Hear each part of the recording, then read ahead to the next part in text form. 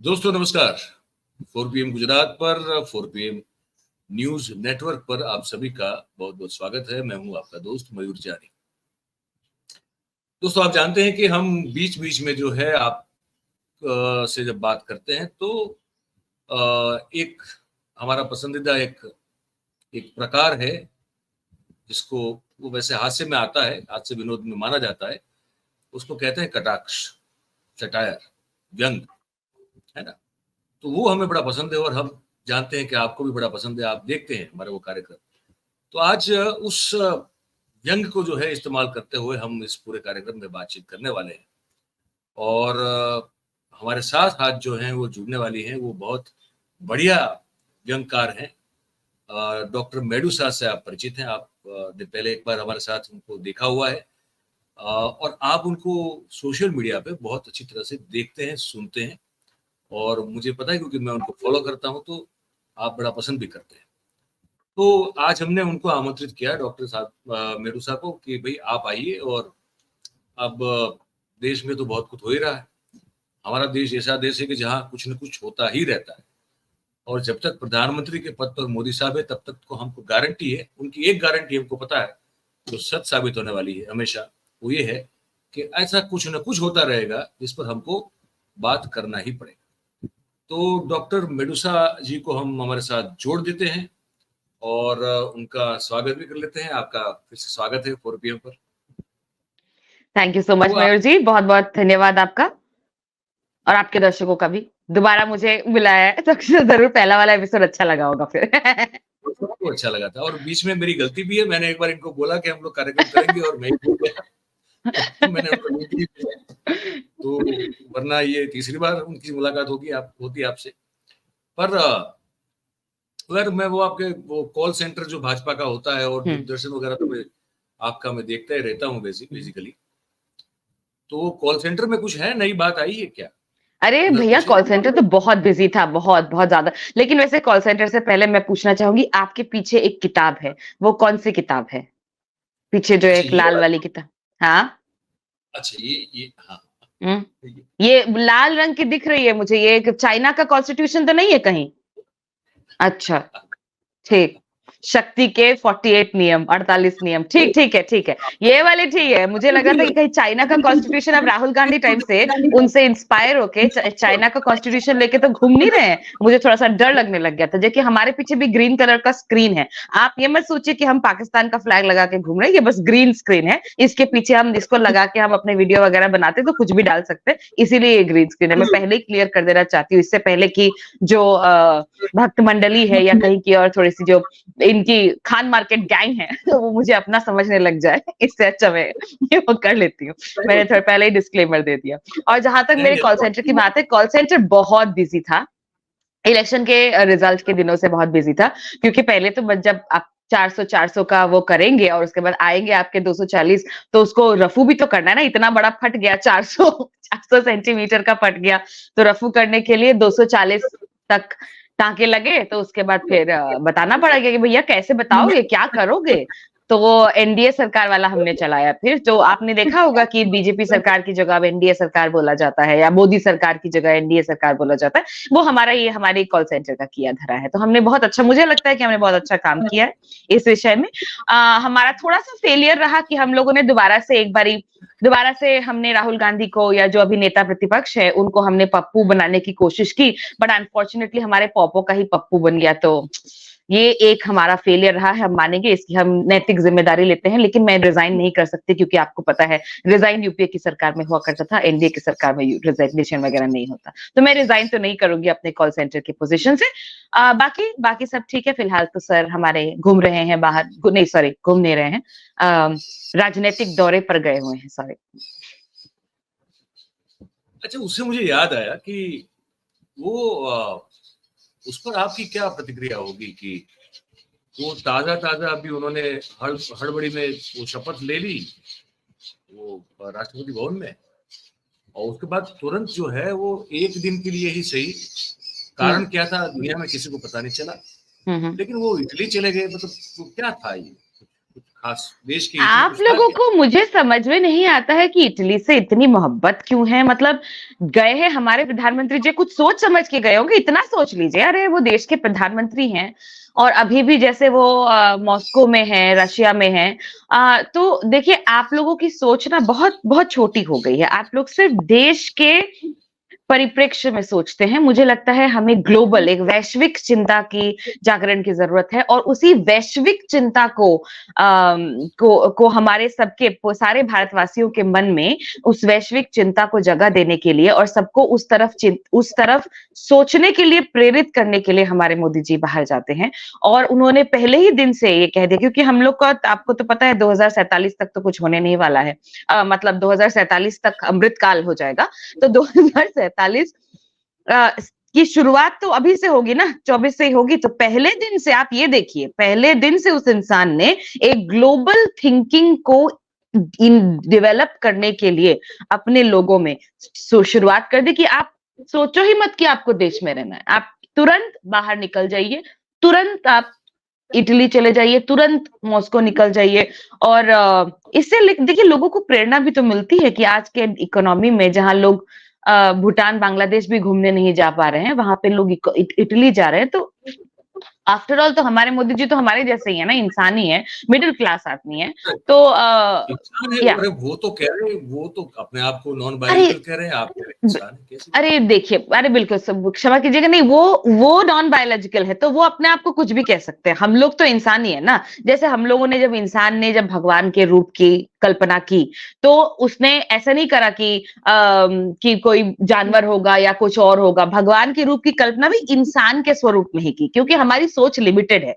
तो हम इंसान है तो हमारी सोच लिमिटेड है, तो हम वैसे ही देखेंगे। उनकी सोच अनलिमिटेड है ना। वो बहुत व्यापक सोचते हैं, उनकी सोच का कोई पार नहीं है, तो इसीलिए वो अपने आप को नॉन बायोलॉजिकल कह सकते हैं। हम लोग बायोलॉजिकल हैं, तो हम बायोलॉजिकली ही सोचते हैं, और हमारी सोच भी बायोलॉजी के बॉर्डर से, बाउंड्री से लिमिटेड है। आप ये सोचिए कि हम लोग कितने लकी हैं कि हमारे पास ऐसा एक व्यक्तित्व है जो इतना नॉन बायोलॉजिकल है कि बायोलॉजी के बाउंड्रीज के आगे जाके सोच सकता है। समझ रहे हैं आप?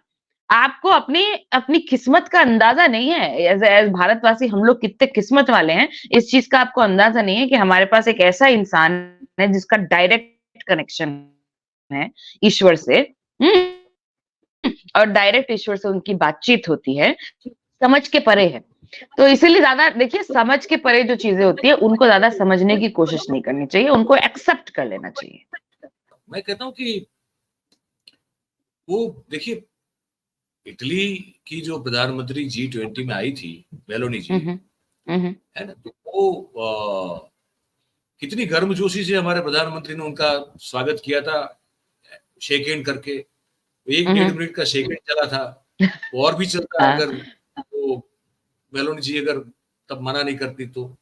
और ये गए जब इटली अभी, तो मेलोनी जी ने रूखा सूखा नमस्ते करके जो है दूर से ही, मतलब ये तो अपमान हुआ ना। ना बिल्कुल, तो अरे आप क्या बात कर रहे हैं। ये देखिए देखिए, तब ये हमारे देश की, अनफॉर्चुनेटली जैसे मैं कहती हूँ कि हमारे देश में बहुत सारी प्रॉब्लम्स है, बहुत सारी प्रॉब्लम्स की जड़ पितृसत्ता है। तो जैसा कि मैं कह रही थी कि वो महिला जो है, जो मेलोनी जी है, पहली बात तो है कि वो खुद भी, जो हमारे मोदी जी है, उनकी थोड़े बहुत जो फैशिस्ट ख्यालात है, उन ख्यालातों से वो रखती है, तारुफ रखती हैं, और उन ख्यालातों से वो एग्री भी करती हैं कई बार। उन्हीं के स्पीचेस में और उन्हीं के जो काम है इटली में, उन्होंने जो एज प्राइम मिनिस्टर किया है, उसमें देखा जाता है। तो इतनी सिमिलैरिटी है, आप देखिए। और उसके ऊपर से वो महिला जो है वो भारतीय संस्कृति को अपनाने की कोशिश कर रही है। हैंडशेक, जो कि एक वेस्टर्न कल्चर है, बिल्कुल गलत। आपने देखा होगा कि किस तरह से हम लोग के कल्चर में ऑलरेडी कोरोना से बचने के लिए इतनी सारी चीजें थी। हम लोग हाथ नहीं मिलाते थे, छूते नहीं थे। हम लोगों ने तो प्रॉपर बड़े बड़े, मतलब अलग अलग कास्ट को भी अलग रख रखा है जिनको हम लोग छूना अलाउड नहीं है। तो उस हिसाब से अगर आप देखें तो वो महिला भारतीय संस्कृति को अपना रही हैं, नमस्ते कर रही हैं। तो इसमें भी आपको प्रॉब्लम होने लग गई। आप भी, मुझे लग रहा है, खान मार्केट गैंग के सदस्य हैं मयूर जी। अच्छा नहीं लग रहा मुझे इस प्रोग्राम में आके। हम तो जिज्ञासा बस पूछते हैं, कौतूहल जो है नहीं, हमारा। ज्यादा देखिए, किरण रिजिजू जी हैं हमारे प्रधानमंत्री के खास हैं। उन्होंने कहा था ये सवाल पूछने की आदत ज्यादा अच्छी नहीं है। तो थोड़ा सा आप सवाल भी जरा पीएमओ वगैरह से ले लीजिए, उन्होंने ब्रीफिंग निकालते हैं, वो स्मिता जी बताती हैं, स्मिता प्रकाश जी एनआई की, कि ब्रीफिंग क्या निकलती है करें पीएमओ की। वो? आपको नहीं पहुंचती क्या वो पीएमओ की ब्रीफिंग? नहीं, वो हम तक पहुंच भी नहीं सकते, क्या करें? या ऐसे ऐसे वो सार्केज्म करते करते लोग ऐसा समझने लग जाए कि मैं वाकई में इस तरीके से मेरी सोच है। तो बीच बीच में नहीं, ऐसा वो होता डिस्क्लेमर है कई देते बार। रहना जरूरी है। ये ये भगत राम हाँ, हमारे जो है भाई, रविंद्र भाई, हाँ। तो उनके साथ अभी ऐसे ही हमारा इम्प्रोम्प्टू होता है, हम जब रिकॉर्डिंग करते हैं। अरे भगत भाई को भी बुला लेते, कितना मजा आता, कितना अच्छा अरे आदमी वो हो। थोड़ा वो एक उन्होंने शुरू किया है, और वहाँ हाँ, ऑफिस में कुछ वो कर रहे हैं, पूरा उधम मचा के रखे हुए मुंबई में। कहाँ पे? तो अरे उधर एक वो मुंबई में एक जगह पे उनको कुछ खड़ा कर रहे हैं, थोड़ा छोटा सा सेटअप वगैरह कुछ है। बहुत तो बढ़िया, बहुत बढ़िया, मैं फोन करूंगी आज ही उनको। तो वो उसमें लगे हुए हैं, तो वो और फिर उनका वही है कि फिर ये वीडियो करना था, ये नहीं हो पाया, तो फिर उस पे लग जाते। तो उसमें अभी थोड़ा बिजी चल रहे हो। तो हाँ, मैं कह रहा था, जब वो हो ना होता है ना, तो फिर वो बहुत सारे दर्शक बेचारे जो है ये मान के चलते हैं कि ये सही में भगत है।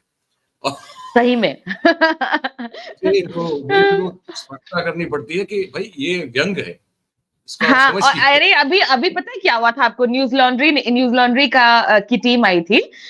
उन्होंने एक पैनल किया था जिसमें मैं भी मौजूद थी, तो उन्होंने उसमें एक सवाल पूछा था बेरोजगारी वगैरह को लेकर। तो मैंने बोला था, और सेक्युलरिज्म, मतलब बेसिकली इलेक्शन के समय जो जो मुद्दे उठ रहे थे उन सारी चीजों के ऊपर वो किया था। तो मैंने उसमें शुरुआत में ही इसी तरह से व्यंग करते हुए कहा था कि देखिए आप लोग कितने कितने आप लोग कितने अनफेयर हैं मोदी जी को लेकर, क्योंकि मोदी जी जितना सेक्युलर इंसान, मोदी जी जितना सेक्युलर इंसान है ही नहीं आज के दिन पे। सेक्युलर पॉलिटिशियन, सेक्युलर राजनीतिक कोई है ही नहीं आज के समय में। क्योंकि आप देखिए, अगर ध्यान से देखिए, अगर बेरोजगारी है तो ऐसा नहीं है कि सिर्फ ब्राह्मण बेरोजगार है या सिर्फ हिंदू बेरोजगार है। सब हिंदू भी बेरोजगार है। बेरोजगार है, मुसलमान भी बेरोजगार है। अगर ब्राह्मण को नौकरी नहीं मिली है तो दूसरे कास्ट को भी नौकरी नहीं मिली है, या दलित को भी नौकरी नहीं मिली है। तो वो इतनी समानता है कि किसी को नौकरी नहीं दे रहे हैं, और आप लोग कह रहे हैं कि वो ये है, उन्होंने वो मतलब कम्युनल है, या फिर वो सबको एक दृष्टि से नहीं देखते। कितनी गलत बात है, और मैं इसकी उलाहना करती हूँ और मैं कंडेम करती हूँ आपके चैनल को इस तरह से। और उन्होंने क्या किया, इसी क्लिप को चलाया, ऑब्वियसली मतलब वो लोग तो जानते ही हैं, मैंने उनके साथ काम भी किया है। तो उन्होंने इस क्लिप को चलाया, तो उनकी क्लिप के नीचे लोग कमेंट करने लगे कि मैं न्यूज लॉन्ड्री का सब्सक्रिप्शन कैंसिल कर रहा हूँ क्योंकि आप लोग इस तरीके के लोगों को लेके आते हैं। Then there were so many other comments कि ये पागल हो गई है ये औरत, क्या बात क्या बोल रही है ये औरत, पढ़ाती है, शी इज अ प्रोफेसर, सब अपने बच्चों को क्या सिखाती होगी, स्टूडेंट्स को क्या सिखाती होगी। मतलब ये मुझे अपने एक्टिंग की और अपने व्यंग्य की मुझे एक मतलब प्लस पॉइंट लगता है। मतलब मेरे लिए शाबाशी की बात है कि लोग वाकई में ऐसा समझ रहे हैं। लेकिन फिर कभी कभी यही ना बोलना भी पड़ता है कि भैया देखो, हम तो सार्कास्टिकली, बोलना पड़ता मतलब है। आप सोचिए इस दुनिया में ऐसे भी लोग हैं जो ऐसे वाकई में इस तरीके की लॉजिक देते हैं और मानते भी हैं इस तरीके के लॉजिक को। मैंने अरे ऐसे वो भक्तों से आपने बात की देखा, है। वो कौन सा वाला बाबा जो अपने आप को विष्णु का अवतार, हाथरस वाला इंसिडेंट वाला ए बाबा अभी जो अभी है। हाँ भोलेनाथ, हाँ। उसमें मैंने कुछ इंटरव्यूज देखे, कुछ हम्म भक्तजनों के, उस बाबा के। हम्म हम्म एक महिला कह रही है, किसी ने पूछा उस महिला को हम्म कि आप तो अपने आप को सौभाग्यशाली मानती होंगी कि हम्म कल ये जब दुर्घटना हुई तो हम्म आप नहीं थी यहाँ पे, तो आप बच हम्म गई। हम्म। आप मैं सुन के मतलब मैं ऐसे मतलब मैं स्तब्ध हो गया। दंग है, हाँ, वो बिल्कुल महिला बिल्कुल कहती है कि बिल्कुल। वो महिला कहती है कि नहीं, मैं तो अपने आप को दुर्भाग्यशाली मानती हूँ कि कल मैं हम्म यहाँ पे नहीं थी। मुझे भी हम्म। अगर मेरे शरीर को भी अगर रौंदा जाता, कुचला जाता हाँ और हाँ, देखा घसीटा मैंने। जाता उस भाग-दौड़ में, और फिर मैं अगर अपनी जान गँवा देती, तो इससे बड़ा तो कोई सौभाग्य हो ही नहीं सकता था। मैंने कहा यार, हम्म। ये जी। लोग जो है ना, हम्म। ये बेसिकली ये मनोस्थिति वाले, ये जी मानसिकता वाले बिल्कुल लोग जो हैं, बिल्कुल। वो है नरेंद्र भाई की सत्ता के जो जिसे कहते हैं ना कि वो नींव, या तो नीव जिस पर ये पूरी फाउंडेशन। बिल्कुल बिल्कुल 100%। 100%। एक और वीडियो था जिसमें एक आदमी थे, उनके परिवार के 2 लोगों की मौत हो गई थी और उनको पूछा गया था कि आप परेशान हैं, आप क्या कहना चाहेंगे, तो उन्होंने कहा था कि देखिए इसमें बाबा जी की कोई गलती नहीं है। उन्होंने तो, and he actually believes this because he said कि जिन्होंने पूरी सृष्टि की रचना की, सबका है, सबके पालन वो करता धरता है, सबका पालन पोषण करते हैं, उन्होंने पूरी सृष्टि, उनको उनकी उनकी वजह से कुछ नहीं हुआ, उनकी कोई गलती नहीं है। ये गलती जो है ये इंसान की है, जो जमीन पे जिन्होंने उनका कार्यक्रम रखा, जिन्होंने अच्छे से ऑर्गेनाइजेशन नहीं किया, उनकी गलती है। बाबा जी की कोई गलती नहीं है। And the conviction, he has lost 2 people in his family, लेकिन जो कन्विक्शन उनकी बात में था ना, जो बिलीफ उनकी बात में था, और ये चीज मुझे कर बहुत डर लगा, जो ये महिला का जो वो देखकर मुझे लगा ऐसे तो फिर ऐसे बाबा जी लोगों को तो कोई कभी भी मतलब सजा मिल ही नहीं पाएगी किसी तरीके के। जैसे अभी आप राम रहीम को भी देख लीजिए ना, उसका कितना 500वां पैरोल था अभी 10 साल की सजा में, वो कितने साल, मतलब something I like think that, it was yes. 100th parole और बिल्कुल समथिंग, इतना बिल्कुल। पैरोल पे वो जो बाहर थे। वो आदमी लिटरल मर्डरर है, लिटरल रेपिस्ट है, एंड वो कन्विक्टेड आदमी है, और कोर्ट ने तो अपना काम कर दिया। लेकिन जैसे हम लोग कहते हैं ना कि कोर्ट अपना काम नहीं करती, and so on and so fourth, कभी कभी गुस्से में हम लोग जुडिशरी को गरियाते हैं, उसको गरियाते हैं, सिस्टम को गरियाते हैं, एग्जीक्यूटिव को गरियाते हैं, पर अल्टीमेटली हम लोगों को, हमारे जो लोग हैं, हम जैसे जो लोग हैं, उनके विषय में या उनकी अकाउंटेबिलिटी वो करना भूल ही जाते हैं, क्योंकि वो आदमी बाहर आएगा और उस आदमी को एक्सेप्ट करने वाले, उस आदमी की पूजा करने वाले, उस आदमी को पैसा देने वाले कौन लोग हैं? हम ही लोग तो हैं, हमारे जैसे लोग ही हैं। आसाराम बापू आज की डेट में भी अगर वो बाहर आ जाते हैं, क्या उनकी सभाएं फिर से नहीं लगेगी? क्या उनके वापस फिर से वहां पे महिलाएं नहीं पहुंचेंगी अपनी बच्चियों को लेकर? बिल्कुल पहुंचेंगी। सो ये it's a very very sad thing. और इनफैक्ट मैंने भी कुछ ही दिनों पहले किसका इंटरव्यू था, I forgot who, where they were, he was talking about, oh god, I forgot who it was, about godmen and ye, and the necessity, and not the necessity but the reason why such godmen exist हमारी society में, हमारे समाज में इस तरीके के लोग कैसे क्यों रहते हैं, वो है कि अब जितनी ज्यादा गरीबी जितनी ज्यादा होगी, आप उतना ज्यादा एक ऐसे एंटिटी पे विश्वास करेंगे, एक ऐसी एंटिटी पे विश्वास करेंगे कि आप, कि वो सब ठीक कर देगा। एक झटके में आपकी हाँ। सारी गरीबी दूर हो सकती है, एक झटके में आपकी सारी परेशानियां, सब कुछ खत्म हो सकता है।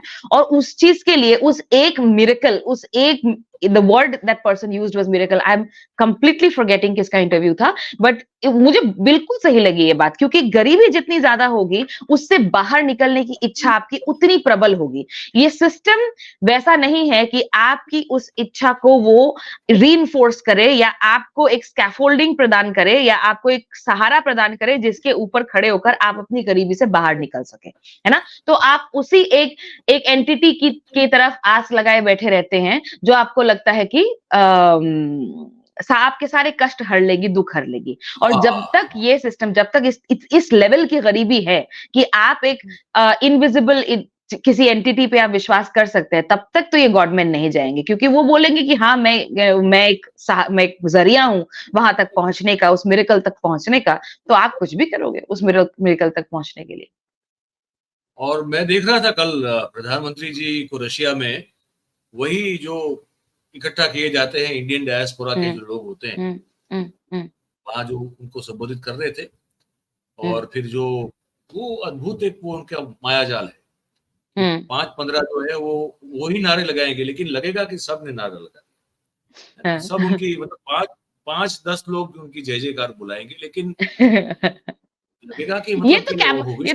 कैमरा ट्रिक्स है, आपको पता ही हाँ, है, मतलब क्योंकि आप थोड़ा सा भी पैन आउट करेंगे ना, तो पता चल जाएगा कितने लोग होते हाँ, हैं। तो वो सब, मतलब वो फिर से जो है, और बड़ी, मतलब उनको ये आश्चर्य तो अब वैसे नहीं होता है, लेकिन लेकिन मयूर जी देखिए, देखिए मयूर जी, अगेन मैं स्विच कर रही हूँ, ठीक है, फॉर द व्यूअर्स। तो मैं फिर आपको ये दृश्य दिखा दूं, उसके बाद आप हम स्विच कीजिए। पहले हाँ ये सुन ठीक, लीजिए, बताइए। ये सुनिए। मैं मेरे साथ बहुत कुछ लेकर के आया हूं।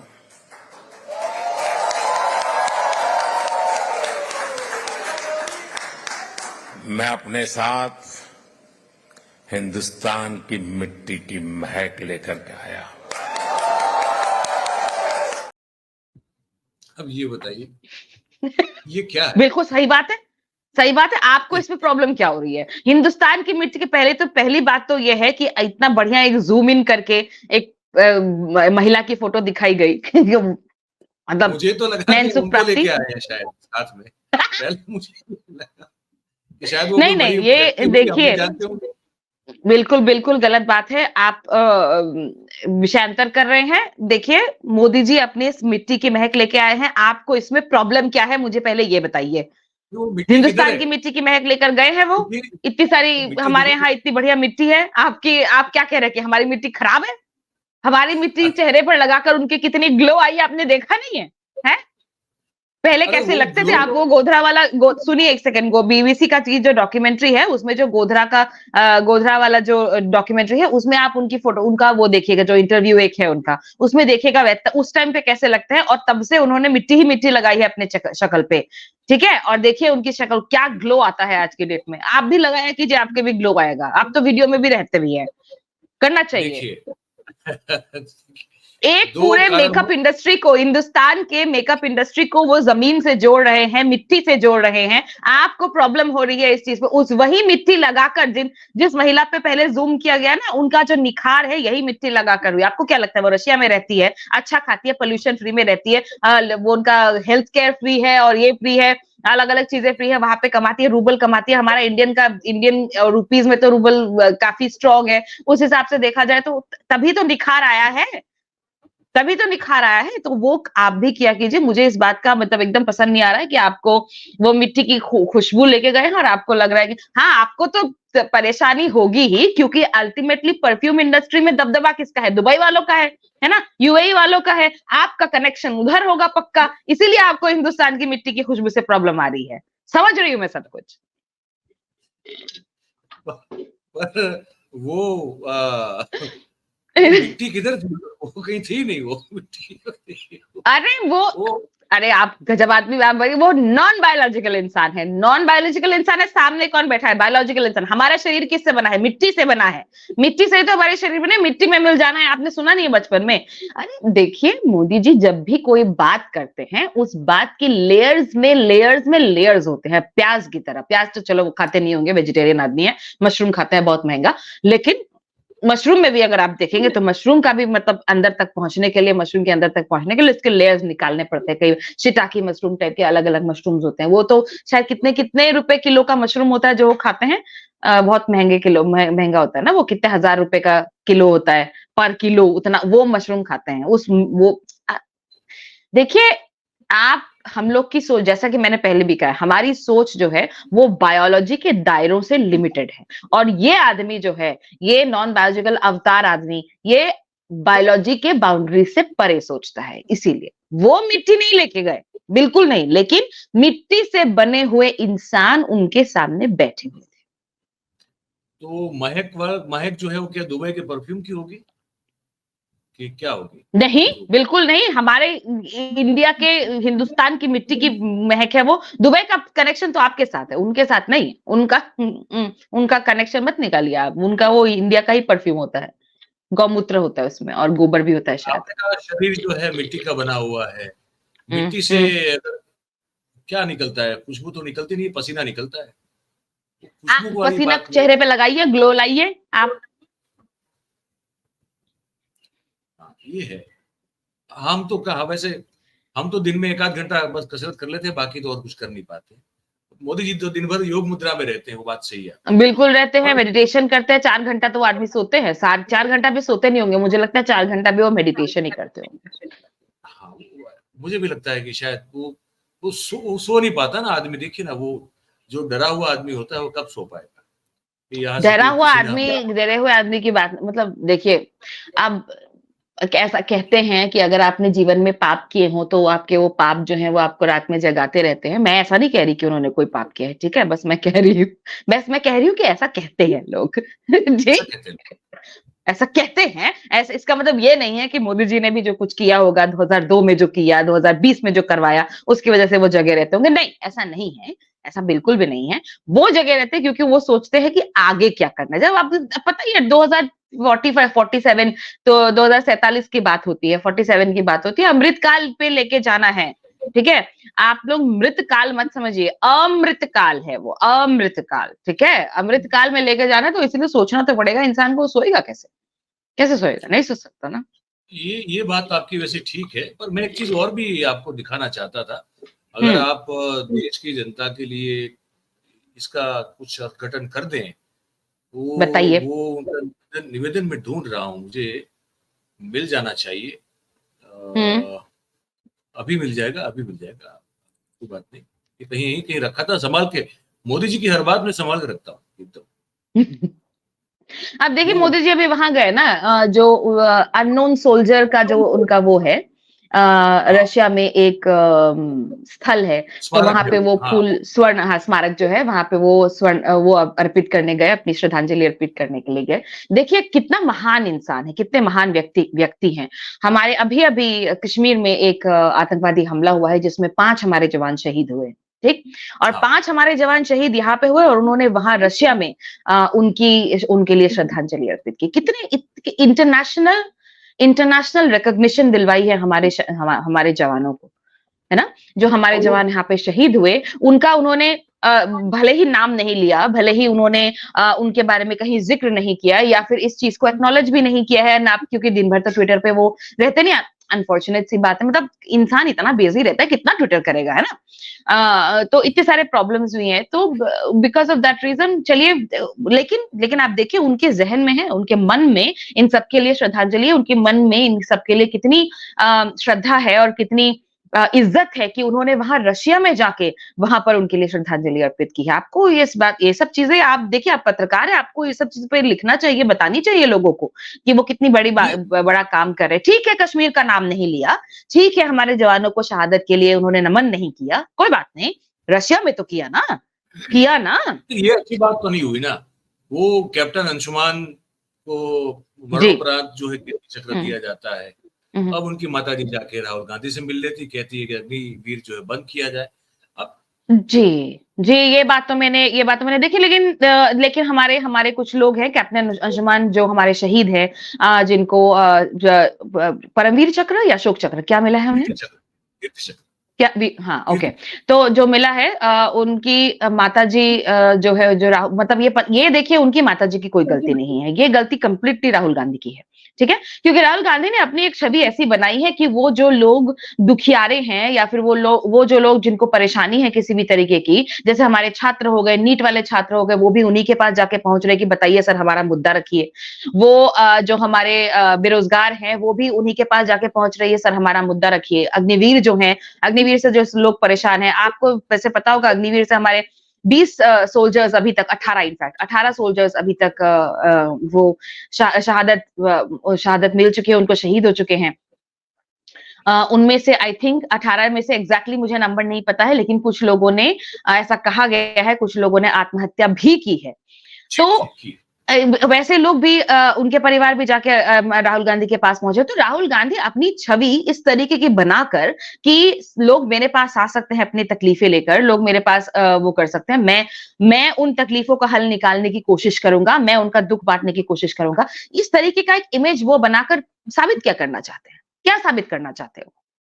वो तो प्रधानमंत्री है नहीं, वो ये सब क्यों कर रहे हैं, क्यों कर रहे हैं ये सब? प्रधानमंत्री जी को, हाँ ठीक है प्रधानमंत्री जी इस वक्त थोड़ा सा बिजी हैं, इस वक्त वो वैश्विक चिंता को एक उभारने की कोशिश कर रहे हैं, अपने लोगों में ग्लोबल एक थिंकिंग लाने के, भारत का डंका बजवाने की कोशिश कर रहे हैं, इन सारे चक्कर अभी थोड़ा सा बिजी हैं, लेकिन आएंगे। आपकी परेशानी, आपको आप बेरोजगार हैं, आपके घर में खाना नहीं बन रहा है, चूल्हा नहीं जल रहा, थोड़े देश के लिए थोड़ा सा इतना ट्रबल आपको सहना चाहिए, इतना ट्रबल आपको ले, तो इसमें कि कैप्टन अंशुमन की माताजी जो हैं वो जाके राहुल जी से मिली, इसमें कैप्टन अंशुमन की माताजी की कोई गलती नहीं है, इसमें राहुल जी की गलती है, ठीक है। उन्होंने अपनी छवि ऐसी बनाई कि मेरे पास लोग आ सकते हैं, मुझसे बात कर सकते हैं, ये बहुत गलत काम है, क्योंकि ये काम प्रधानमंत्री का है, प्रधानमंत्री इस वक्त बिजी है, इसका मतलब ये नहीं है कि वो बीच में आ जाए काम करने के लिए, ठीक है, वो नेता प्रतिपक्ष है, उनका काम ये है कि वो बस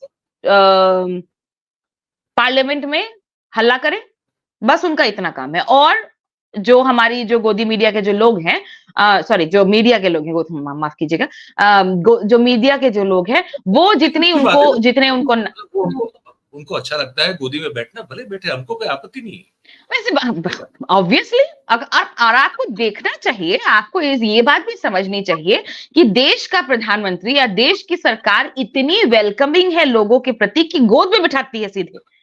मतलब आपको चेयर तक में की यूज करने की जहमत नहीं उठानी पड़ती, ऐसी हमारी सरकार है। और उसकी आप इस तरह से आलोचना कर रहे हैं। मैं तो देखिए इसकी मैं भारी कंडेम करती, कड़ी निंदा करती हूँ मैं राजनाथ सिंह जी की तरफ।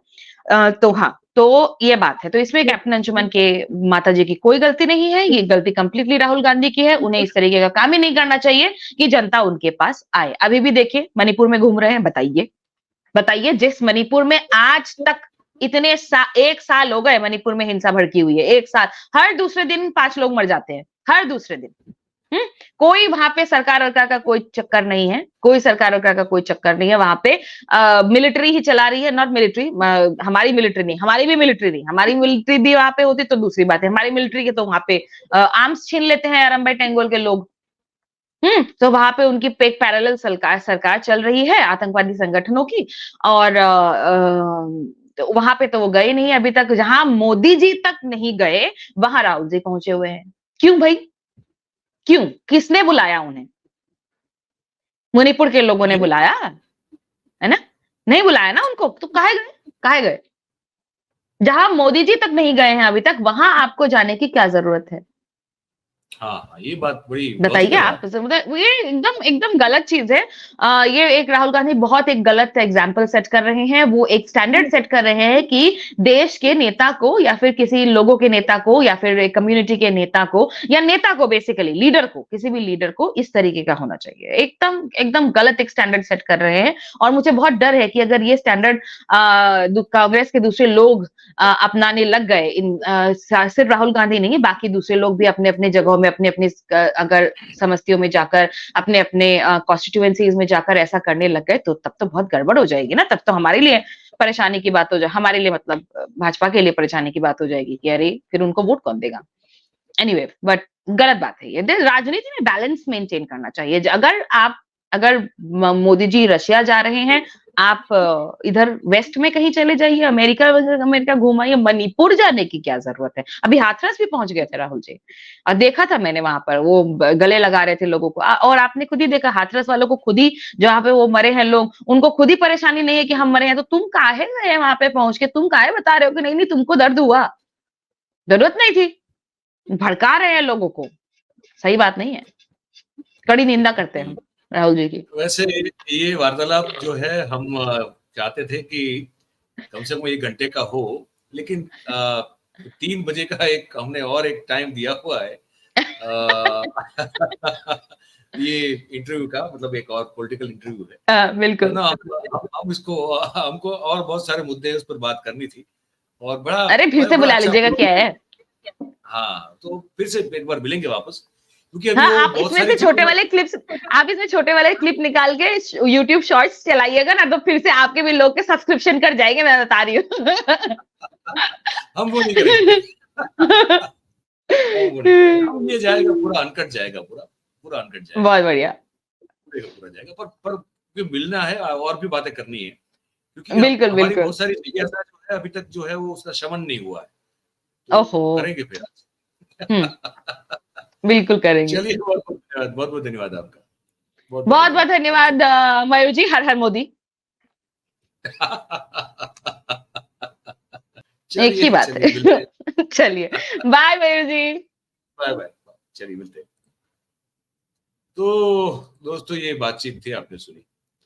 वह बहुत और भी जो है मुद्दे उसको हम छूना चाहते थे व्यंग के माध्यम से, पर अब समय थोड़ा कम पड़ा है, क्योंकि एक और इंटरव्यू जो है वो लाइनअप है।